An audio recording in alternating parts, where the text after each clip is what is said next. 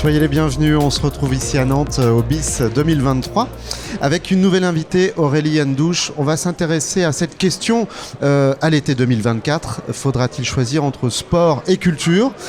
Pourquoi on en parle avec vous ? Parce que vous présidez le SMA, vous dirigez, vous êtes la directrice du SMA, le syndicat des musiques actuelles. Donc premier sujet sur la table, les Jeux Olympiques. On en est où depuis que le ministère de l'Intérieur a dit va falloir choisir, annuler, reporter, etc. Les discussions sont vives, on le sait, mais où en est-on à l'heure actuelle ? Donc en effet, on avait été assez étonnés, déconcertés, agacés, en colère en entendant les propos du ministre de l'Intérieur le 25 octobre dernier au Sénat, complètement pris de court aussi, personne, je pense, ne s'attendait à ça. Et donc on a pu réagir à maintes reprises de manière complètement unie avec à la fois les professionnels mais aussi les collectivités territoriales, un vrai front uni. Et je pense que ça a porté ses fruits et que ça a sans doute permis aussi à la ministre de la Culture de défendre le secteur qu'elle représente vis-à-vis du ministère de l'Intérieur. Donc on est parvenu en fait à la publication d'une circulaire le 13 décembre dernier qui vient en fait préciser le cadre à l'attention des préfets et qui va leur donner en fait les directives de la manière dont ils vont devoir pouvoir agir à l'été 2024 avec un découpage en fait en 4 phases de l'été, juste avant les Jeux Olympiques, pendant les Jeux Olympiques, entre les Jeux Olympiques et les Jeux Paralympiques et pendant les Jeux Paralympiques. Donc maintenant on a un cadre qui s'est éclairci. On a pu rencontrer la ministre le 3 janvier dernier, elle nous a invités, les professionnels, pour qu'on puisse faire un point d'étape sur là où on en était. Elle s'est montrée très rassurante en disant qu'elle avait pris le soin d'appeler elle-même l'ensemble des préfets pour clarifier en fait le sujet et que à sa connaissance, il restait seulement une quinzaine de cas problématiques. Donc c'est à la main des préfets, voilà. Et vous avez bon espoir qu'ils soient compréhentifs, nos préfets, qu'ils comprennent un peu les enjeux quand même autour de la culture. Alors, c'est là-dessus en fait qu'on a quand même une inquiétude, toujours avec nos collègues des collectivités territoriales. En fait, dans un courrier qu'on avait adressé à la ministre juste avant les fêtes de Noël, on lui demandait en fait qu'il puisse y avoir une concertation nationale pour nous assurer en fait qu'il n'y ait pas d'inéquité de traitement entre les différents territoires et qu'on habite en Hauts-de-France, qu'on ait un festival implanté en PACA, en Nouvelle-Aquitaine, on soit traité de la même manière. Elle n'a pas souhaité donner suite à cette proposition. Elle propose plutôt une clause de revoyure trimestrielle. Donc on a déjà une date au mois d'avril pour revoir si jamais il y a des problèmes. Mais elle nous assure en fait de prendre les devants. Et dans les cas des festivals qui n'ont pas recours habituellement à des unités de force mobile, elle nous assure que tous ces festivals vont pouvoir se tenir normalement.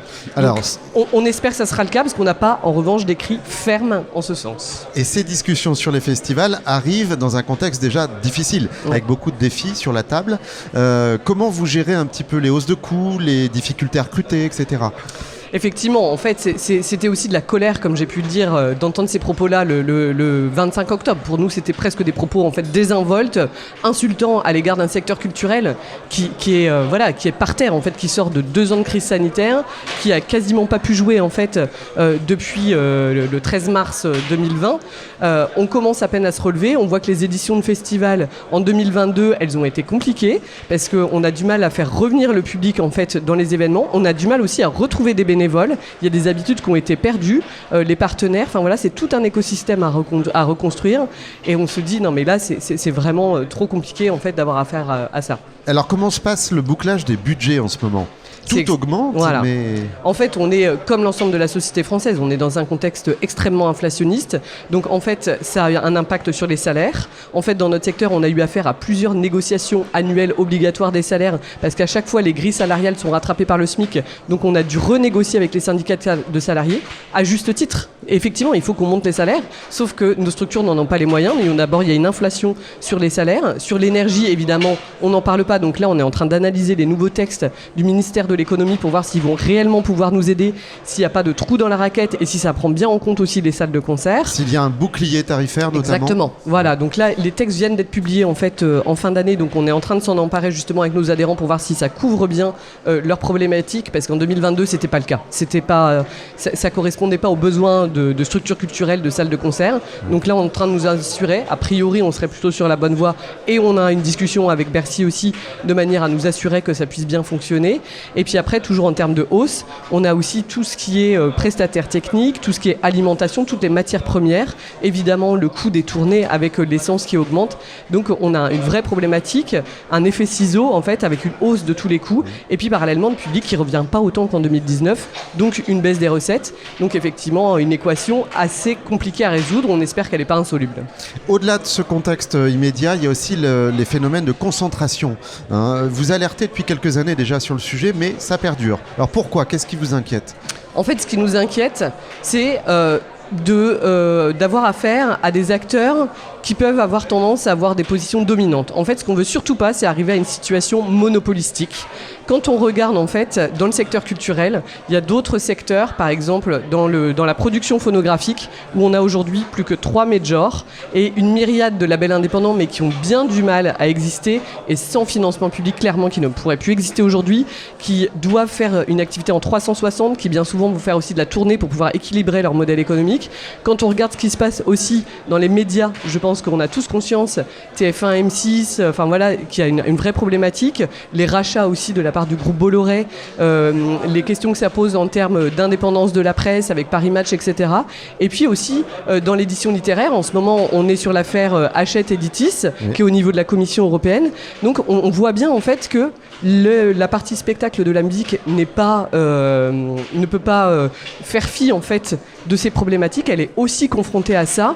Et pour nous, ça pose des questions à la fois d'indépendance économique, de pérennité en fait de la diversité des différentes initiatives, des différents festivals, mais ça pose aussi des questions idéologiques. Qui sont les personnes qui sont derrière ces groupes ? On le voit par exemple avec le groupe Bolloré, avec les censures de certains ouvrages.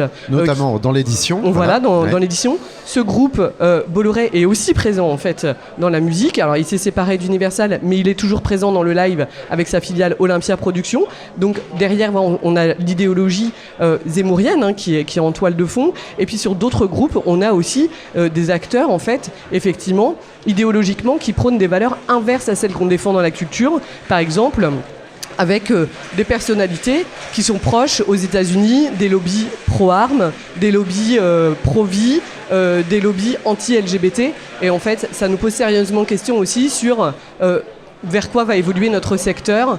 Pour nous, c'est un raccourcissement de la pensée et il faut absolument qu'on ait conscience de ça et qu'on freine ça pour ne pas aboutir à des situations monopolistiques. Et comment freiner alors ? Comment faire ? Quels sont les leviers ? Alors pour l'instant, la meilleure solution qu'on ait trouvée, parce que c'est pas simple, sur le plan juridique, c'est compliqué. Il y a un arsenal juridique qui existe, mais on le voit justement, quand il y a des fusions, c'est très difficile au niveau de l'autorité de la concurrence, au niveau de la Commission européenne, d'empêcher en fait ces fusions-là.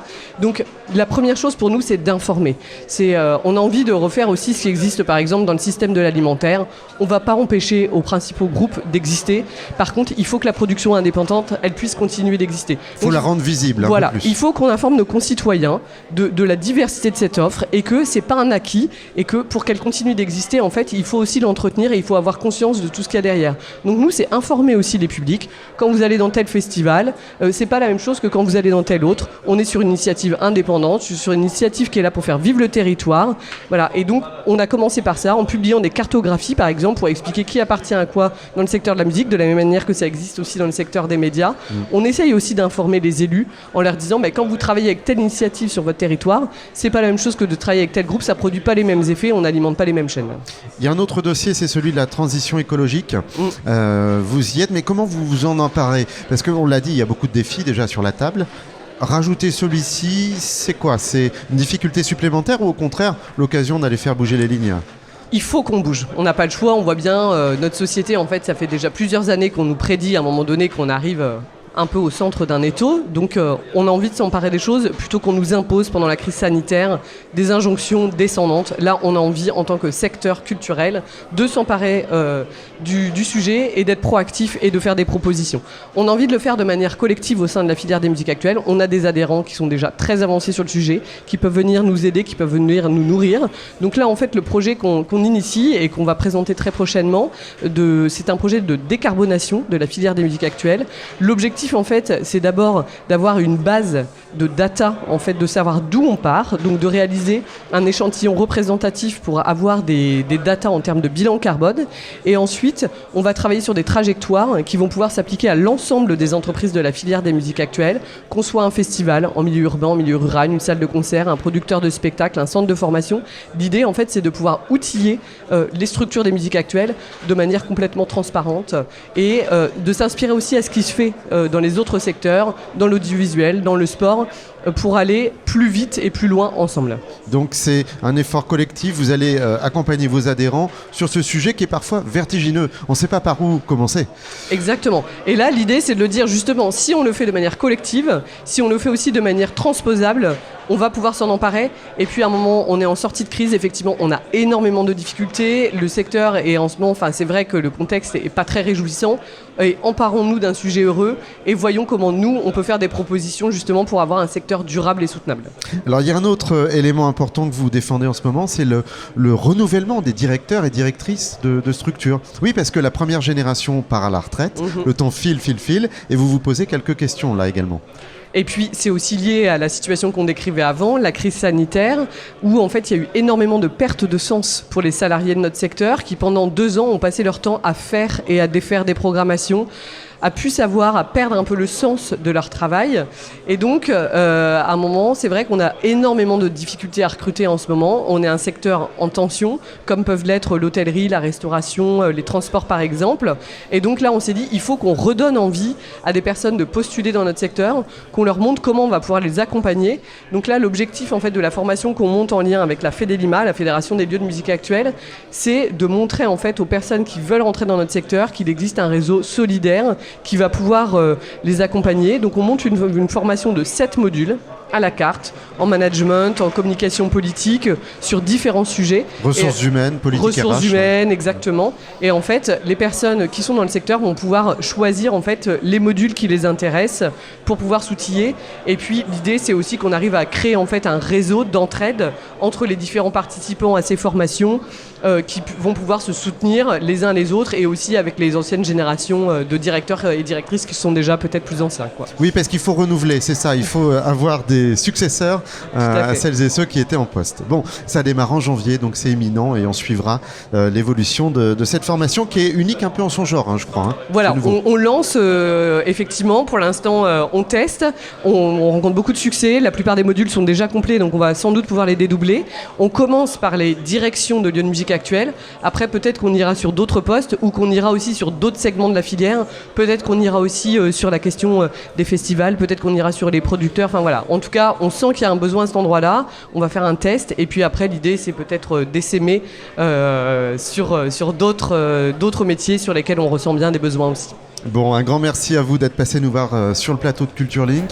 On retrouve cette interview et puis toutes les autres sur les réseaux sociaux, vous en avez l'habitude maintenant, et puis aussi sur le site internet culturelink.fr. Merci à vous, à très bientôt. Merci.